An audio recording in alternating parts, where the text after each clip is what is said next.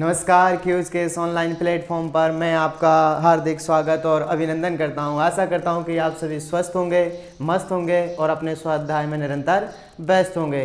जो हमारी राजस्थान ज्योग्राफी की सीरीज चल रही थी, उसी में आज हम एक नया टॉपिक लेकर के आपके बीच में आए हैं। आशा करता हूं कि आपको जो पिछली वीडियोस हैं वो आपको अच्छे से पसंद आ रही होंगी, आप उनका पूरा आनंद ले रहे होंगे और अच्छी तरीके से नोट्स तैयार कर रहे होंगे। मेरी आशा है कि आपको जो पढ़ाया जा रहा है उससे बाहर शायद ही आपको देखने को मिले।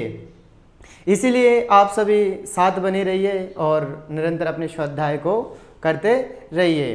तो आज जो हमारे राजस्थान की क्लासें चल रही हैं उसमें हमारा टॉपिक है जलवायु। आखिर ये जलवायु होती क्या है, इस जलवायु के बारे में हम आज विस्तृत अध्ययन करने वाले हैं। तो आप सभी का एक बार फिर से पुनः हार्दिक अभिनंदन और स्वागत करता हूं और चलते हैं हम हमारी कक्षा की ओर। उससे पहले दो लाइनें आप लोगों के लिए। लग चुकी है तलव मंजिल की, लग चुकी है तलव मंजिल की, खुद को आग में झोंक देंगे। लग चुकी है तलव मंजिल की, खुद को आग में झोंक देंगे। अरे ठोकरें कहती हैं मारा जाएगा, ठोकरें कहती हैं मारा जाएगा, हौसले कहते हैं चल देख लेंगे। इसी मोटिवेशनल लाइन के साथ शुरुआत करते हैं आज की हमारी इस क्लास का। तो पुनः आपका स्वागत है इस कक्षा के अंदर। आज हमारा टॉपिक रहने वाला है जलवायु। ये जलवायु क्या होती है, आज हम इस जलवायु को, जो राजस्थान की जलवायु है, उसको हम विस्तृत तरीके से अध्ययन करेंगे। इसमें हम यह देखेंगे सामान्य जलवायु वर्गीकरण और व्यक्तिगत मत के आधार पर वर्गीकरण। यानी हम जलवायु को दो तरीके से पढ़ेंगे। कौन कौन से? पहला है हमारा सामान्य वर्गीकरण, सामान्य वर्गीकरण जो कि हमारे राजस्थान के अंदर सामान्य वर्गीकरण पाया जाता है जलवायु का, उसको पढ़ेंगे। उसके बाद में पढ़ेंगे हम व्यक्तिगत मत के आधार पर।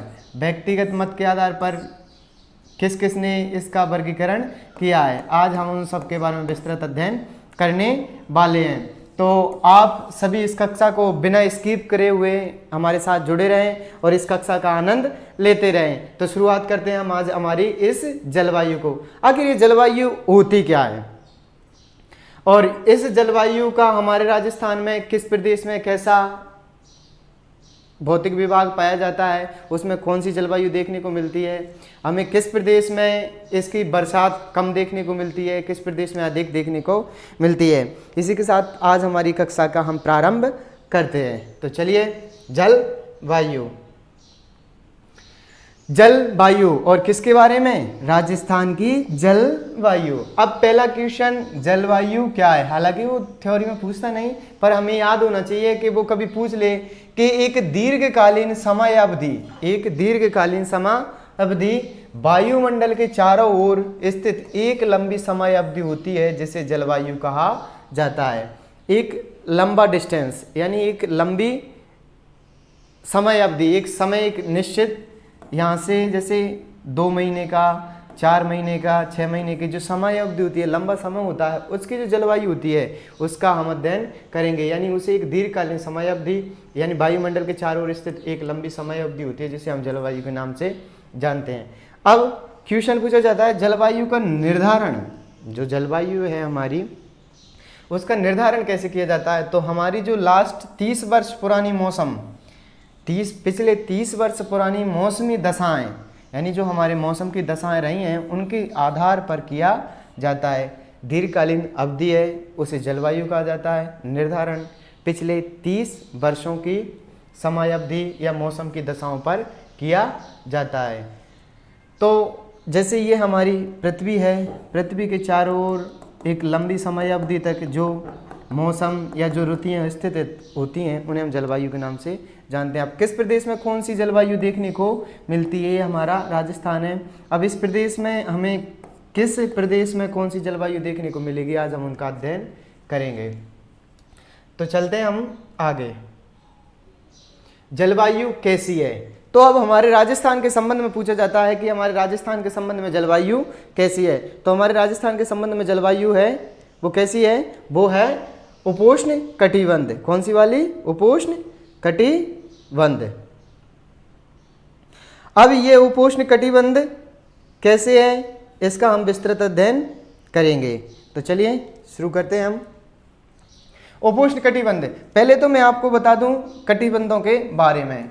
ये हमारी पृथ्वी या ग्लोब, ये भूमध्य रेखा है यानी 0 डिग्री, ये हमारी कर्क रेखा है 23.5 डिग्री, ये हमारी 23.5 डिग्री मकर रेखा है, ये मकर रेखा, ये भूमध्य और ये कर्क रेखा। कौन सी रेखा है? कर्क रेखा। ये भी 23.5 डिग्री है। अब इसके बीच का जो क्षेत्र पाया जाता है, इस बीच का जो क्षेत्र होता है उसे हम उष्ण कटिबंध के नाम से जानते हैं। भूमध्य रेखा से 23 डिग्री कर्क में और 23 डिग्री मकर रेखा तक जो क्षेत्र होता है हमें किस नाम से जानते हैं? उष्ण कटिबंध के नाम से। किस नाम से जानते हैं? उष्ण कटिबंध।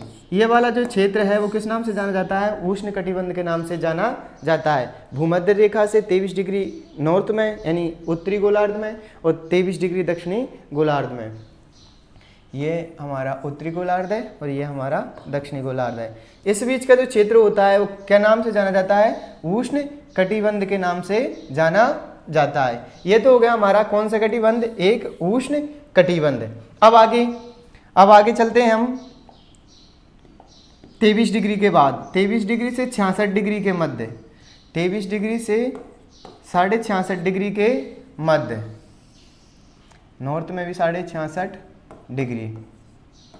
अब इन दोनों के मध्य का यानी 23 डिग्री से इधर का दक्षिण का, 23 डिग्री से 66.5 डिग्री उत्तर का। अब इस वाले भाग को किस नाम से जाना जाता है? तो इस वाले भाग को किस नाम से जाना जाता है? इस वाले भाग को जाना जाता है शीतोष्ण कटिबंध। किस नाम से? शीतोष्ण कटिबंध।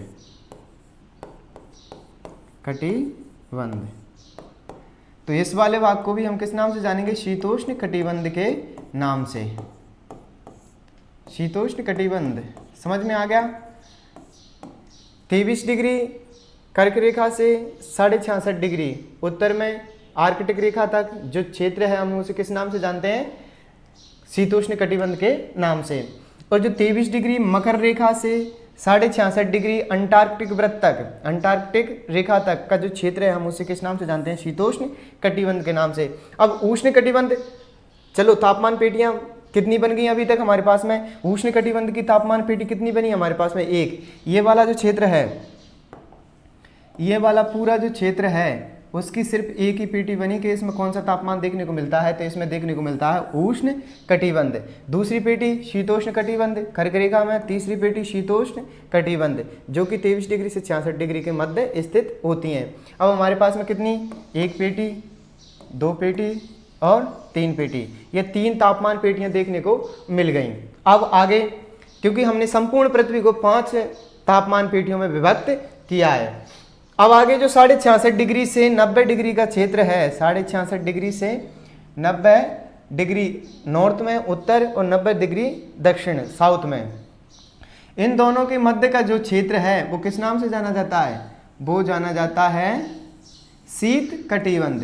क्योंकि ये दोनों जो ध्रुव हैं उन पर क्या है? वर्ष भर बर्फ जमी रहती है। इसको किस नाम से जानते हैं? शीत कटिबंध।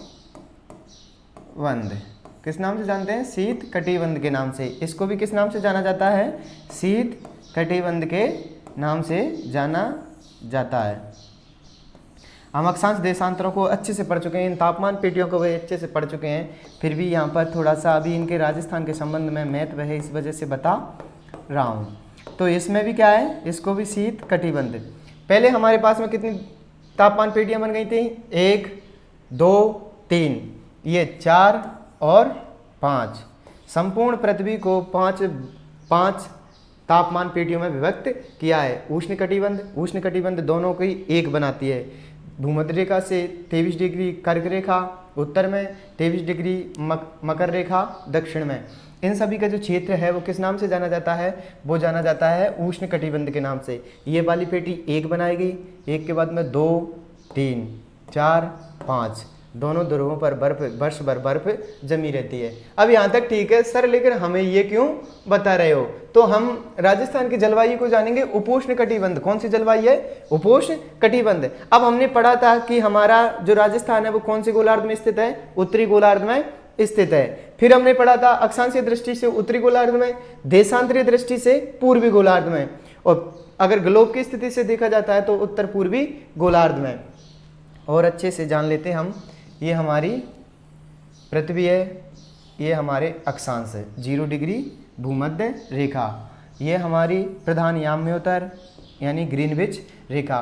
पहले हमने, चलो एक बार और क्लियर हो जाएगा तुम्हारा एक साथ में अक्षांश और देशांतरीय दृष्टि से। तो सर्वप्रथम हम अक्षांशीय दृष्टि से देख लेते हैं। तो हमारा राजस्थान यहाँ स्थित है अक्षांशीय दृष्टि से। ये तो किस दृष्टि से है? राजस्थान की अक्षांशीय दृष्टि से पूछा जाता है तो उत्तरी गोलार्ध में। किस गोलार्ध में है? उत्तरी गोलार्ध में। अब उत्तरी गोलार्ध में हो गई, उसके बाद में देशांतरीय दृष्टि से, देशांतरीय दृष्टि से किस गोलार्ध में है? तो पूर्वी गोलार्ध में। किस में है? पूर्वी गोलार्ध में।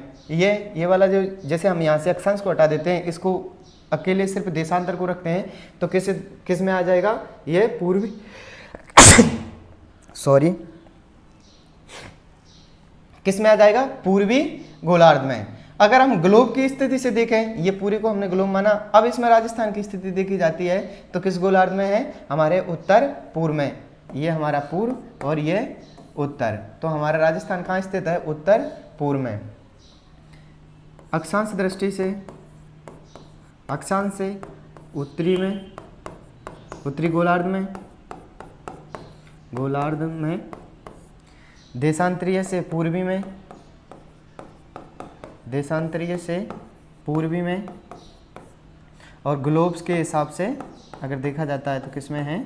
ये है उत्तर पूर्व में। ठीक है, अब यहाँ तक समझ में आ गया। अब हमने पढ़ा था जो यहाँ से लेकर के 23.5 डिग्री का जो क्षेत्र है, हमें पता है 23.5 डिग्री हमारे राजस्थान के 2 जिलों से गुजर रही है। कौन कौन से जिलों से गुजर रही है? वो गुजरती है हमारे डूंगरपुर और बांसवाड़ा से। एक सेकंड, वापस बना लेते हैं। ये हमारा राजस्थान है, ये हमारी 23.5 डिग्री कौन सी रेखा है? कर्क रेखा, 23.5 डिग्री। ये तो 0 डिग्री है ही सही। अब 23.5 डिग्री तक का जो क्षेत्र है वो किस नाम से जाना जाता है? वो जाना जाता है उष्ण कटिबंध के नाम से। किस नाम से जाना जाता है? उष्ण कटिबंध से। अब इस उष्ण कटिबंध के अंदर हमारे राजस्थान के 2 जिले आते हैं उष्ण कटिबंध में। किस में आते हैं? उष्ण कटिबंध में। तो उष्ण कटिबंध में कौन कौन से जिले आते हैं? हमारे 33 जिले हैं। हालांकि अभी नए जिलों की घोषणा की गई है, लेकिन अभी इनका भौगोलिक वर्गीकरण नहीं किया गया, सीमाओं का निर्धारण नहीं किया गया। फिलहाल हम यही पढ़ेंगे कि हमारे राजस्थान के जो उष्ण कटिबंध है उसमें 2 जिले आते हैं। कौन से आते हैं?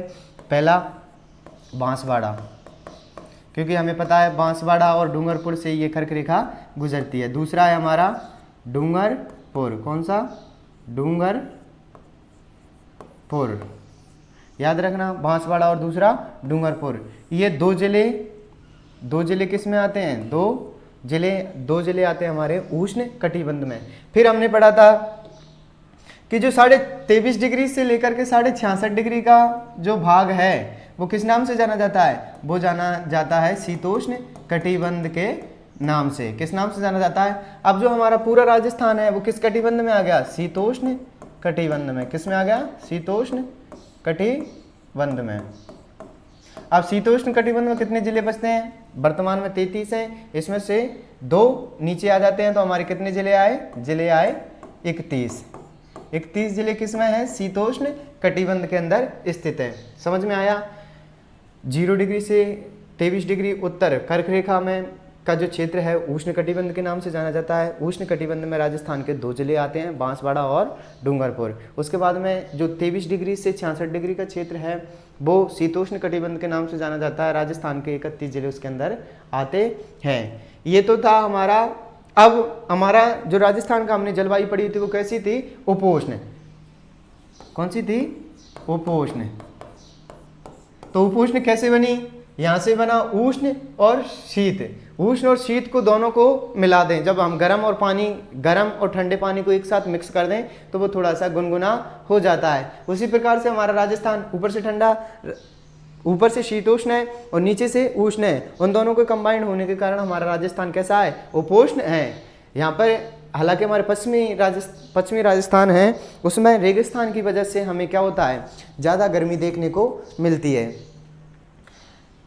नहीं तो हमारा राजस्थान उपोष्ण के अंदर स्थित है। उपोष्ण का तात्पर्य यह है कि ना तो ज़्यादा गर्मी और ना ज़्यादा ठंड।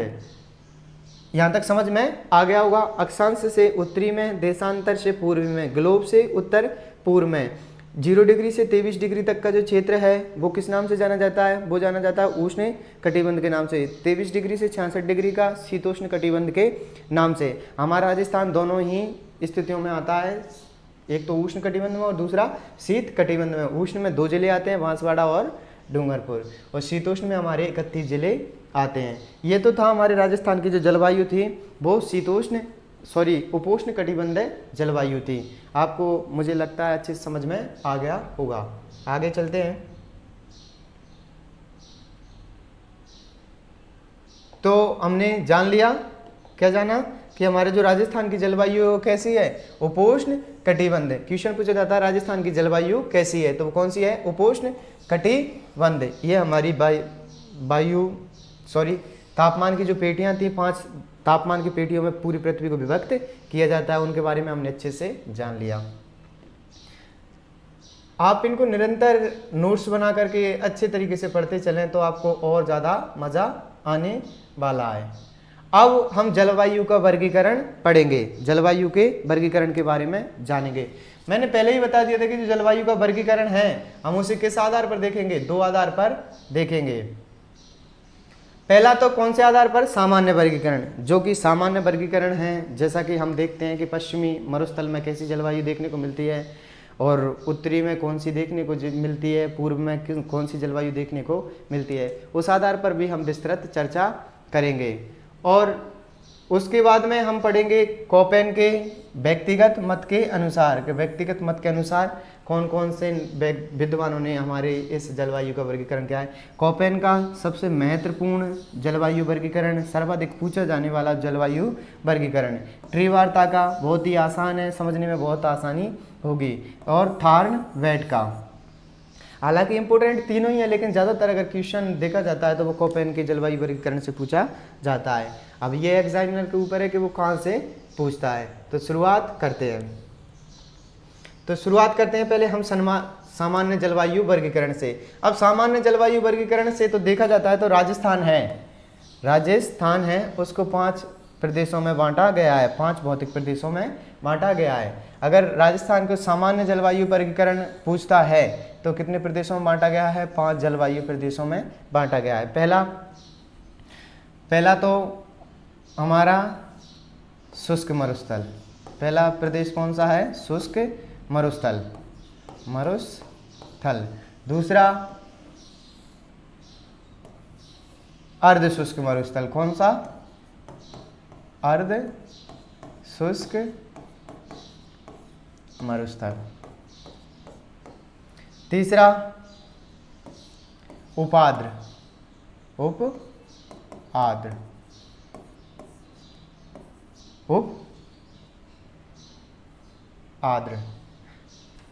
पहला शुष्क मरुस्थल, दूसरा अर्ध शुष्क मरुस्थल, तीसरा मरुस्थल न लगाओ, शुष्क जलवायु और दूसरी अर्ध शुष्क जलवायु। इससे आपको और आसानी होगी समझने के अंदर। तो शुष्क जलवायु, अर्ध शुष्क जलवायु और यहाँ पर उपाद्र। यहाँ पर पूर्वी मैदान में आर्द्र, कौन सी, आर्द्र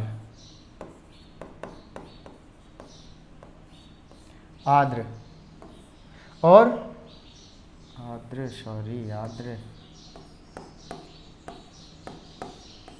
आर्द्र और यहाँ पर अति आर्द्र।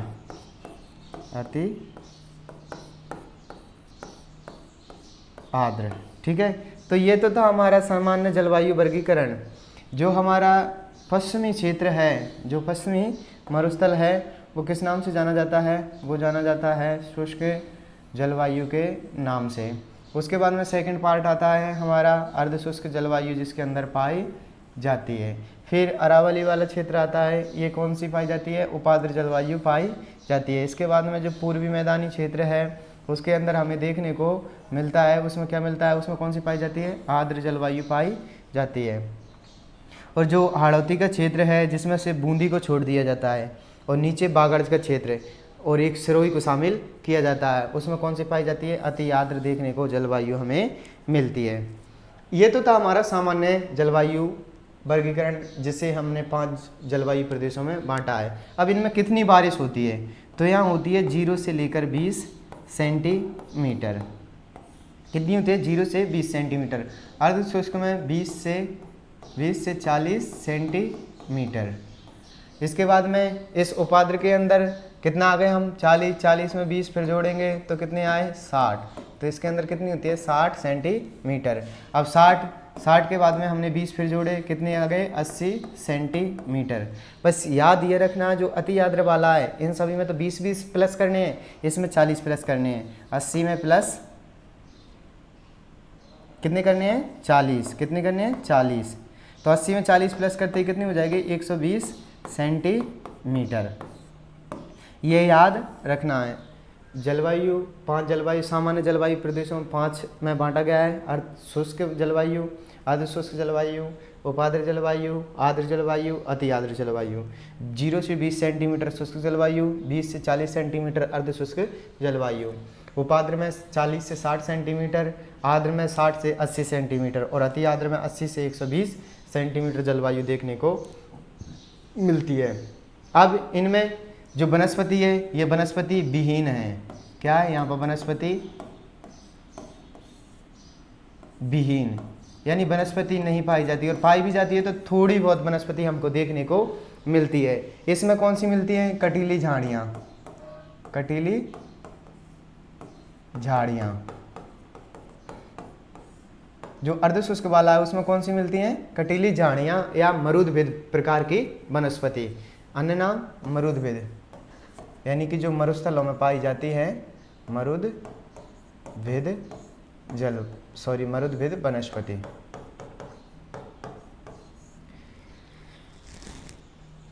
इसके बाद में एक सेकंड,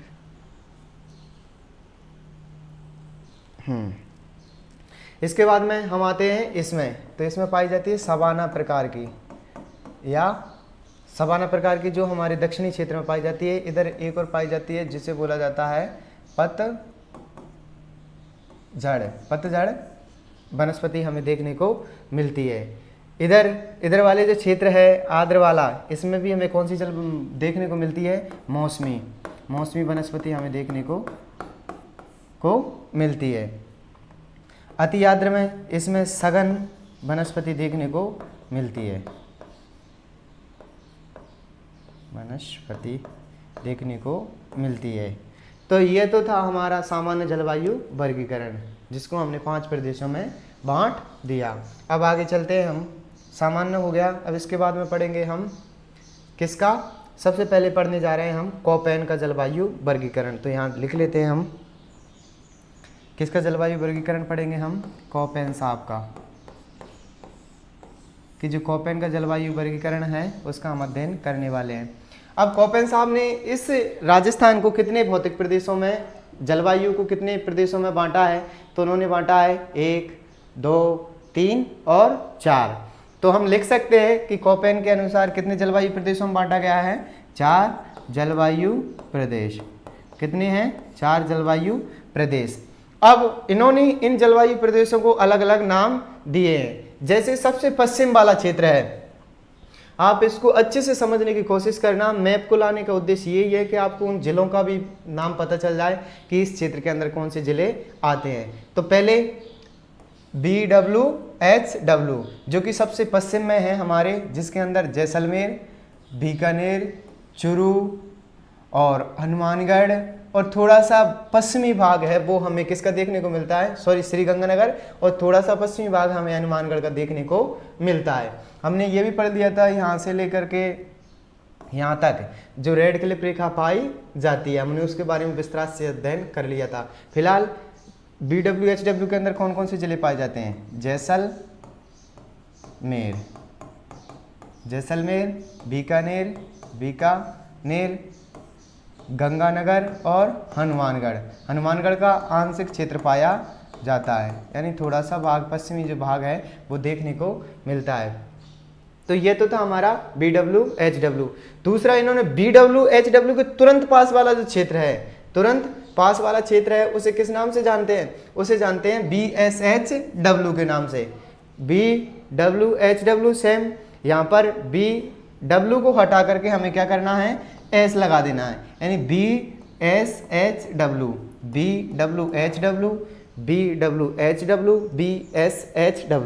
बस इतना याद रखना है। W जो लगाना है हमें वो पश्चिम में लगाना है, जो W है वो पश्चिम में है, याद भी रख सकते हो। W से वेस्ट यानी पश्चिम, जो वेस्ट है हमारा वो कौन सा है, WEST, वेस्ट यानी पश्चिम। तो वेस्ट जो W है हमारा वो कहाँ पर स्थित रहेगा, पश्चिम में स्थित है। तो इतना आपको अगर कभी भूल जाते हो तो याद रखने के ये आसान ट्रिक है। जैसे ये हमारा राजस्थान का मैप बनाया और W को कहाँ रख दिया हमने, यहाँ, बस ये लगाना है B, आगे लगाना है HW, ठीक है। ये तो था हमारा BWHW, जिसके अंदर जैसलमेर, बीकानेर, श्रीगंगानगर, चूरू और हनुमानगढ़ का आंशिक भाग देखने को मिलता है। जैसे ही हम आगे आते हैं तो आगे के क्षेत्र में क्या देखने को मिलता है हमें, B, अब W तो लग गया पूरा, अब S लगा देंगे, अब S, तो BSHW। अब BSHW के अंदर कौन कौन से जिले देखने को मिलते हैं, ये हमारा BSHW का क्षेत्र है। इसमें बाड़मेर, जालौर, पाली, नागौर, जोधपुर, जालौर, बाड़मेर, पाली, जोधपुर, नागौर और झुंझुनू। 1 2 3 4 5 6, ये 6 डिस्ट्रिक्ट हमें किस में देखने को मिलते हैं, ये मिलते हैं BSHW में देखने को मिलते हैं। आगे है CWG। अब यहाँ पर कौन से जिले देखने को मिलते हैं CWG में, तो हमें देखने को मिलता है सिरोही, उदयपुर, राजसमंद, चित्तौड़, भीलवाड़ा, बूंदी, टोंक, अजमेर, जयपुर, सवाई माधोपुर, करौली, दौसा, अलवर, सीकर, भरतपुर, धौलपुर। तो इसको याद रख सकते हैं हम ABCD। मत्स्य संघ की जो रियासतें थी ABCD, यानी कि अलवर, दूसरा भरतपुर, धौलपुर और करौली। इसको तो हम ABCD से याद रख सकते हैं। अब आगे D से एक और याद रख लेना, दौसा। कौन सा, दौसा। तो अभी तक हमने कितनी याद हो गई, अलवर, भरतपुर, करौली, धौलपुर और दौसा। अब आगे पढ़ते हैं हम सीकर। तो सीकर के लिए क्या लेंगे हम, सीकर का S ले लिया। अब जयपुर का J ले लिया, फिर टोंक का T ले लिया, फिर सवाई माधोपुर, तो सवाई माधोपुर का हम SM ले लेंगे, यानी सवाई माधोपुर। फिर B, अब B2 लेंगे क्योंकि इसमें बूंदी भी है और भीलवाड़ा भी है। फिर राजसमंद, चित्तौड़ और उदयपुर, RC, राजसमंद, चित्तौड़ और उदयपुर, RCU। अब इसको हम लिखने का करते हैं कि इससे कौन सी ट्रिक बन सकती है। तो जैसे हमने पहले लिया RSTU, राजसमंद, सिरोही, टोंक, उदयपुर, RSTU। इससे क्या बन गया, RSTU याद रह जाएगी आपको, राजसमंद, सिरोही, टोंक, उदयपुर। ABCD से हमने पढ़ लिया ABCD स्क्वायर, अलवर, भरतपुर, करौली, धौलपुर, दौसा, ठीक है, राजसमंद, सिरोही, टोंक, उदयपुर। इसके बाद में हमारे पास में कौन से बचते हैं, एक तो B2 यानी भीलवाड़ा और बूंदी, और एक सवाई माधोपुर और जयपुर। तो इसके याद रखने के लिए हमें क्या करना है, इसमें याद रखना है हमें जब सम B2 B2 समझ जा। हाँ चलो ठीक है, बन गई। क्या बन गया कि B2 क्या कर जा तू, समझ जा। क्या कर जा तू, समझ जा। इससे क्या याद रखेंगे, भीलवाड़ा। दूसरा याद रखेंगे बूंदी। क्या याद रखेंगे, बूंदी। यानी B2 समझ जा, सवाई माधोपुर। क्या है, सवाई माधोपुर। और जे से जयपुर। तो याद रखने के लिए CWG में कौन सा क्षेत्र आता है, तो इसमें याद रखने के लिए EVCD स्क्वायर। दूसरा RSTU और तीसरा है B2 समझ जा। अपना कोई B2 हो तो उससे बोलो कि अब तू समझ जा, हम CWG में फंसे हुए हैं। आगे एक और क्षेत्र बचता है हमारा AW। कौन सा वाला, AW, जो कि हमारे पूर्व और दक्षिण के क्षेत्र आते हैं। ये वाला बागड़ प्रदेश आता है। और ये वाला कौन सा क्षेत्र आता है, ये आता है हमारा हाड़ौती का जो क्षेत्र है, हाड़ौती का और प्लस बागड़ के 3 जिले डूंगरपुर, बांसवाड़ा, प्रतापगढ़। और हाड़ौती के 3 जिले झालावाड़, कोटा, बारां। सिर्फ बूंदी को छोड़ देना, बूंदी को हमें कहाँ दे देना है, CWG को। इसमें याद बाड़मेर, जालौर, पाली, जोधपुर, नागौर और झुंझुनू याद रख सकते हैं। आपको ये वाला याद हो गया तो CWG, इसको याद आ ही जाएगा AW को। इस वाले में हमने देख लिया पश्चिमी के जो भी जिले हैं वो किस में आते हैं, BWHW में आते हैं। तो ये वाला क्षेत्र हमने पढ़ लिया। ये वाला किस नाम से जाना जाता है, CWG के नाम से जाना जाता है। फिर बचा ये वाला क्षेत्र, ये जाना जाता है AW के नाम से जाना जाता है। ये तो वो थे कि कोपेन साहब ने 4 जलवायु प्रदेशों में विभक्त किया है, कौन कौन से जिले उसमें सम्मिलित हैं। अब हम आगे अध्ययन करेंगे कि कोपेन साहब ने इन भौतिक प्रदेशों की क्या क्या विशेषता पाई जाती हैं, इन भौतिक प्रदेशों में क्या क्या देखने को मिलता है। तो चलिए आगे, सबसे पहले हम नीचे से चलते हैं। ये राजस्थान, ये हमारा राजस्थान है। क्या है, राजस्थान। तो सर्वप्रथम ये हाड़ौती का और थोड़ा सा बागड़ का, इस क्षेत्र को लेकर के हमने क्या नाम दिया, AW का नाम दिया था। AW विस्तार हाड़ौती में पढ़ दिया। कौन कौन से जिले, कोटा के बाद में बारां के बाद में झालावाड़, यानी कब्जा। उसके बाद में बागड़ में सभी को पता है डूंगरपुर, बांसवाड़ा और प्रतापगढ़। DPB यानी BPD, कुछ भी याद रख सकते हो आप। तो इसके हाड़ौती में 3 जिलों में विस्तार है, कोटा, बारां, झालावाड़। बागड़ के डूंगरपुर, बांसवाड़ा और प्रतापगढ़। अब इसमें जलवायु कौन सी देखने को मिलती है, तो जलवायु देखने को मिलती है हमें अति आर्द्र। कौन सी देखने को मिलती है, अति आर्द्र। क्योंकि झालावाड़ राजस्थान का वह जिला है जिसके अंदर सर्वाधिक बरसात देखने को मिलती है। जिला झालावाड़, स्थान पूछता है तो वो कौन सा होगा हमारा, माउंट आबू, जिस माउंट आबू के अंदर 150 सेंटीमीटर से भी अधिक बारिश देखने को मिलती है। तो इनका विस्तार पढ़ लिया। अब इसमें जलवायु कौन सी पाई जाती है, अति आर्द्र जलवायु देखने को मिलती है। वनस्पति सवाना, यानी ऊंची और सघन वनस्पति देखने को मिलती है। इसके अंदर विस्तार पढ़ लिया, जलवायु अति आर्द्र पाई जाती है, वनस्पति सवाना या ऊंची और सघन वनस्पति देखने को मिलती है। वनस्पति घनत्व अधिक पाया जाता है। जो ये AW वाला क्षेत्र है, उस क्षेत्र में हमें जो वनस्पति है वो कैसी होती है, घनत्व अधिक, यानी कि अधिक सघन होती है। एक होती है बिरल, जैसे कोई पेड़ है, इसके बाद में फिर पुनः पेड़ है, एक फिर पुनः पेड़ है, फिर पुनः पेड़ है। दूसरी बिरल, जो एक यहाँ। तो यहाँ पर जो क्या है, सघन वनस्पति देखने को मिलती है। ये तो था हमारा AW वाला क्षेत्र। अब आगे चलते हैं हम AW के बाद में। AW के बाद में पश्चिम वाला BWHW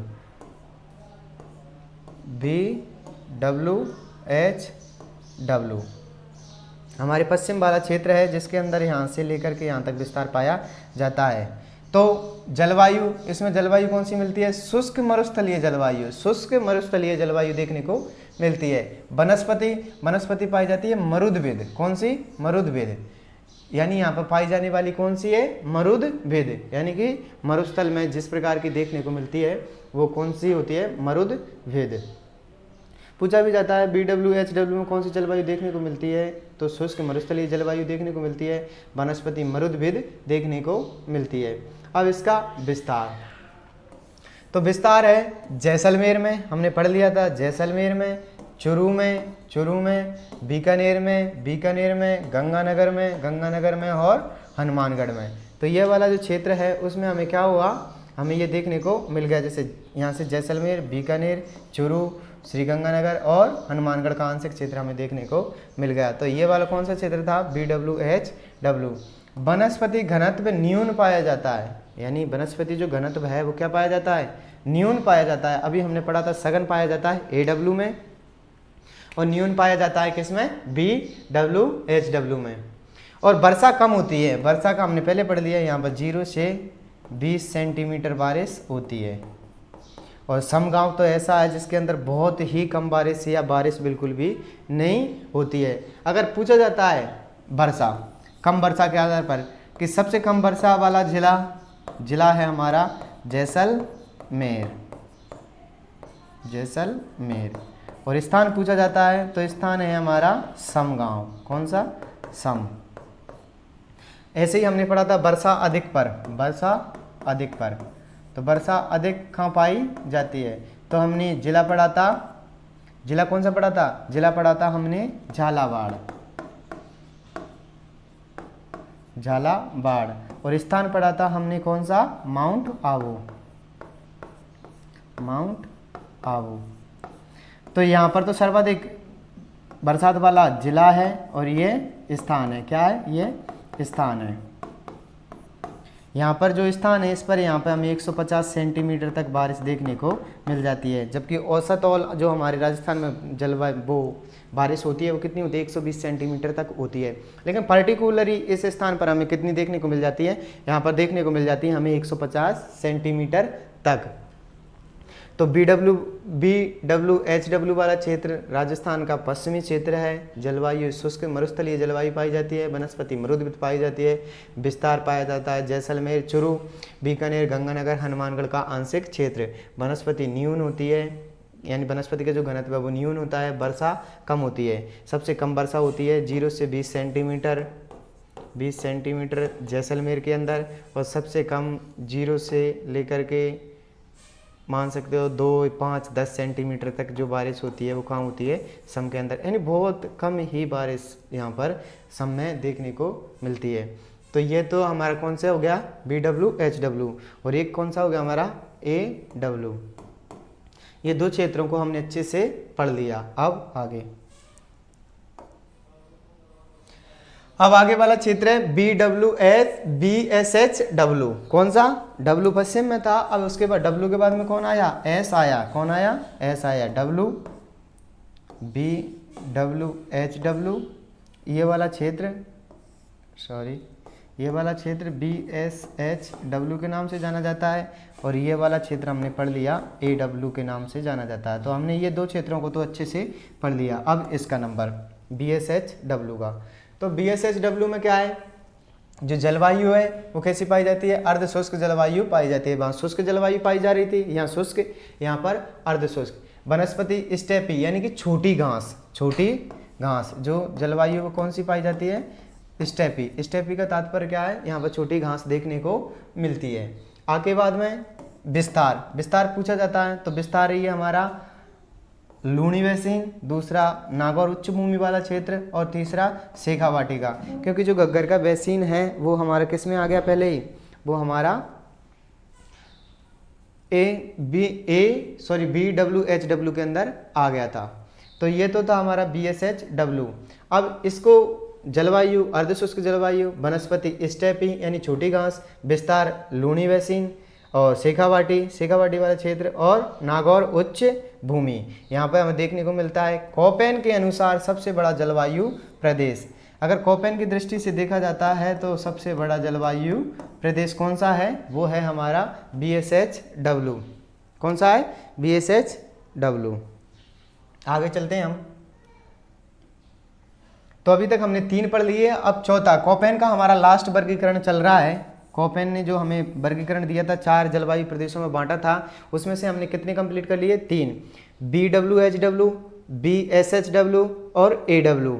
इनके बारे में हमने अच्छे से जान लिया, किन किन जिलों में विस्तार पाया जाता है, कौन सी वनस्पति है, कौन सी जलवायु देखने को मिलती है। ये 1 2 3। अब ये वाला बचा हुआ है हमारे पास में CWG।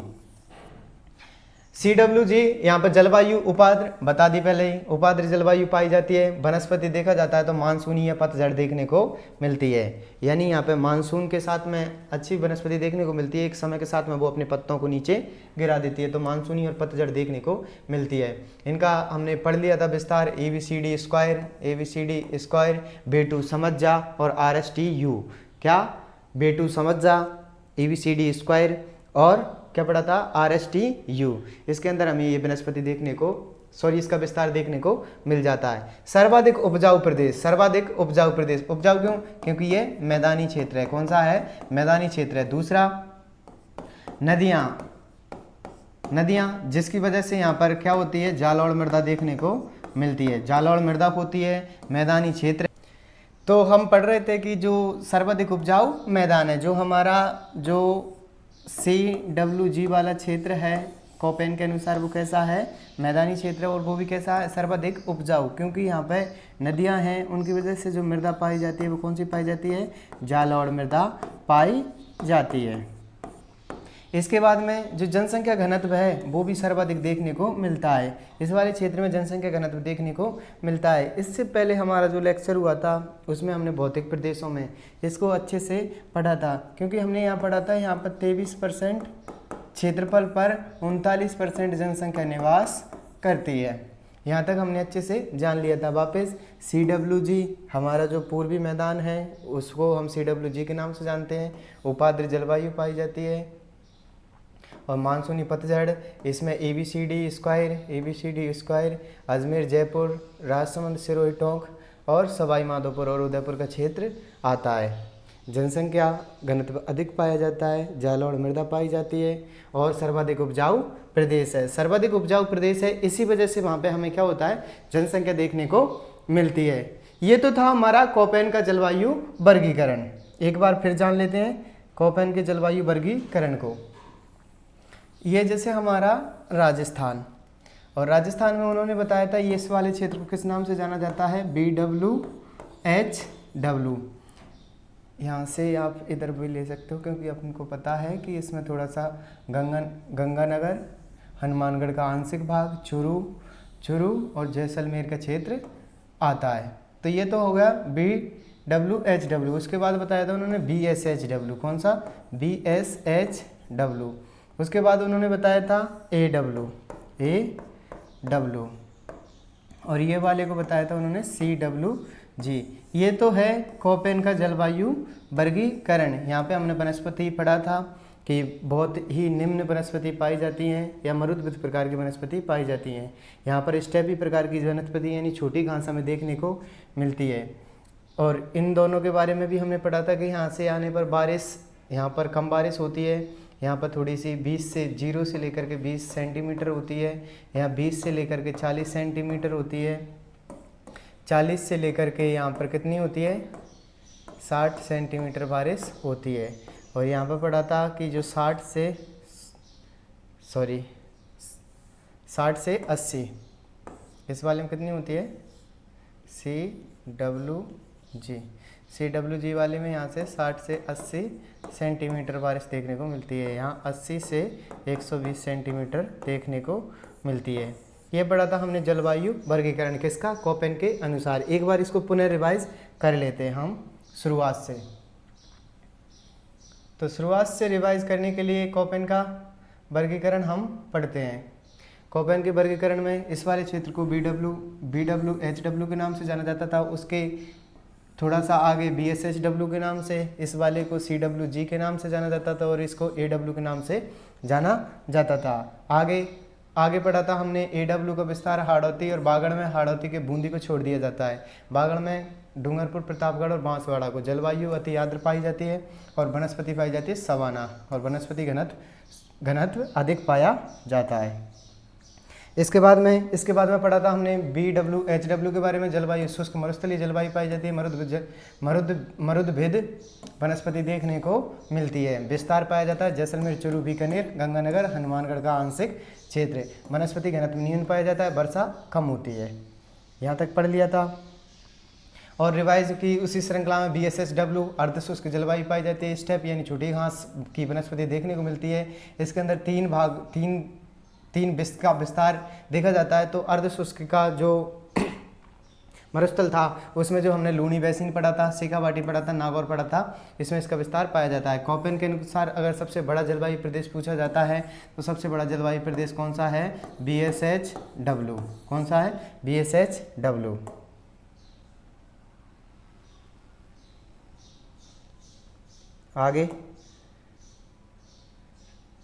आगे पढ़ा था हमने CWG में पढ़ा था हमने उपाद्र जलवायु पाई जाती है। मानसूनी पतझड़ ABCD स्क्वायर में पाई जाती है। सर्वाधिक उपजाऊ प्रदेश है। जल और मृदा देखने को मिलती है। सर्वाधिक जनसंख्या घनत्व पाया जाता है। ये तो था हमारा कॉपेन का जलवायु वर्गीकरण। कॉपेन ने जलवायु वर्गीकरण जो हमारे सामने दिया था वो हमने जलवायु वर्गीकरण पूर्ण कर लिया।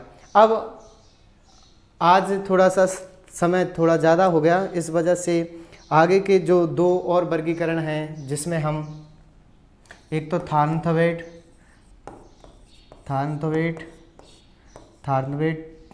एक मिनट